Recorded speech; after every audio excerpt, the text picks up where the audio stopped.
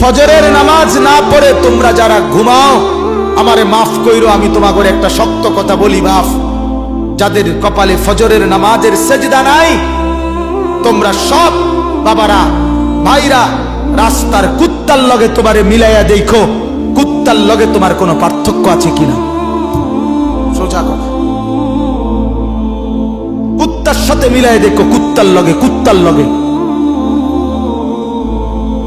ওই জানোয়ার শুধু ঘুমায়, ওই জানোয়ার পেশাব পায়খানা করে, ওই জানোয়ার খাবার খায়, ওই জানোয়ার যৌবনের যৌন চাহিদা পূরণ করে।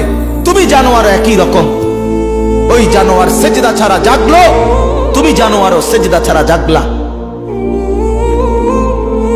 যদি বিবেক থাকে, লজ্জা থাকে, যদি মার দুধ খেয়ে থাকো, যদি মুসলমানের বাচ্চা হয়ে থাকো, যদি ইমানের রক্ত থাকে, ইমানের বিন্দু থাকে, তো যদি কানে আজান শুনে থাকো, আল্লাহর হস্তে নামাজ পড়ো, বলো ইনশাআল্লাহ।